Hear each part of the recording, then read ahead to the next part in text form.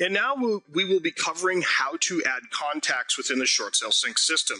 There are two ways to do this. You can do this by setting all of your employees up initially outside of a file, or once you start a new file or enter one that's in progress, you can also add that name to the file as a file-specific contact.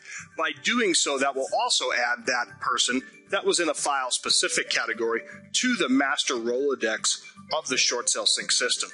Let's set up an office or a mock office initially. You just bought the software, log in, click on Account, Contacts.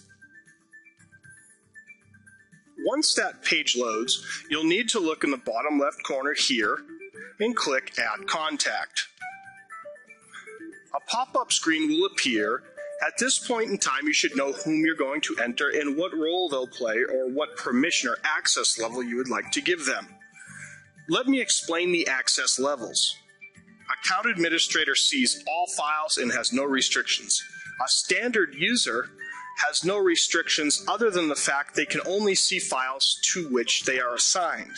A restricted user can only see files to which they are assigned, but a restricted user cannot see the quick view, cannot see the training videos, cannot see the Twitter feeds, okay?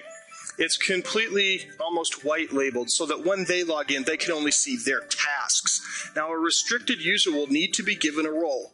A good example of a restricted user is an escrow or closing agent that only needs to get in and upload a HUD or complete a HUD for you. If you chose escrow agent or closing officer, they would only be able to see the HUD one within the file, their tasks, notes that have been written to them, and also the file upload section if there's anything you need them to upload. None means it is just a person that you will have in there so you have access to their phone number. They will not be given a login. Account administrators, standard users, and restricted users will be emailed with their login ID, which is their email, their password, and how to log into the Sync system.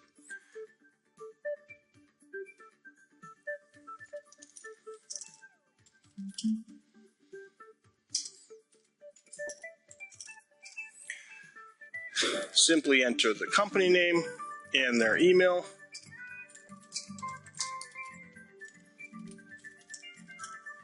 And then if you would like to add a phone number, do so here and their address. Click Save when you're done. Yes, I want to give login access, and an email will be sent out automatically. Now, the other way to add a contact is to enter into a system file. So go back to your home page or your pipeline page, and you have a quick view of your pipeline here. Simply click on the homeowner, simply click on contacts, choose the contact section where you'll be entering that contact. So if you wanted to add a processor here. Now, if you have already entered your staff's name up above, you would simply be able to pick Sue Seller Buyer right here, okay? And choose them as a standard user, typically for a processor. I'm not restricting them in any way other than they can only see their files. I don't want them to see all of the other processors' files, so I picked them as a standard user. If you want to enter a phone or an address, you can certainly do that, and that will get updated on the master Rolodex list, okay, or your master contact list. From here, I see that this person is a processor, okay, so a processor will be able to see everything, okay? So I can choose roles. All right, now, if I restrict this user, for instance, I'm using a third-party processor and not in my company, and I do not want them to see the private notes and public notes, I simply restrict them. I can still have them have the processor role just to see their own files. And though now I can control whether they can view or post public notes, as you can see, they cannot view private notes or our activity log. Okay? If you do not want them to be able to post notes, you simply uncheck that. If you do not want them to be able to view notes, simply uncheck that. If you want them to be able to add and view private notes, simply check that. And if you want them to be alerted to the fact that there's a new public or private note, that you would do that there. Now, I want to go over the different roles that are within our system. Okay, file admin you can restrict them, but the file admin will be able to see everything.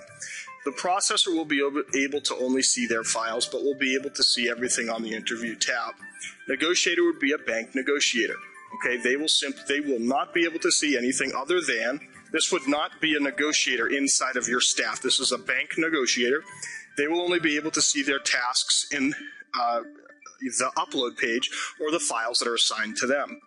An attorney is much like a processor, where the attorney would be able to see just their files. Okay. A listing agent wouldn't be able to see any of the. If you chose listing agent, the listing agent would be able to see the client's information, because obviously you've gotten that information from them. The selling agent would not be able to see the information for the buyer, such as social securities and everything else, but they will be allowed to upload things such as proof of funds, etc. Escrow and title company, if you choose this, will only be able to see the inside the interview section, the HUD or settlement statement section, okay, as well as upload, as well as tasks and messages. A BPO realtor would only be able to see the BPO section within the interview tab. Okay, HOA would only be able to upload HOA items. The borrower, of course, would be able to see their information just in case they need to get in there and change it. The lender does not see anything at all. If you just wanted to have the lender in there, that's basically a none. The buyer can see just the file upload, the file checklist information, etc. Referral source can just see public notes. Okay, and other you can set as you go. So the wonderful thing about the Short Sale Sync system is you can set your access, you can set the roles, you can have multiple roles, and you can set the permissions. If there's a multiple role, whichever has the higher, whichever is allowed to see more. For instance, if you had a processor or in a BPO agent, the processor would overrule the BPO agent. However, they would be both in processor and in BPO agent down here. So the higher the role or the higher the access, the higher one will overrule the lower one. And that's our contacts, our roles, and permissions. Access, if you have any other questions on this, we will be providing you with a worksheet. Also, it'll be on the FAQ section, the frequently asked questions, or you can just call support at 877-770-6274.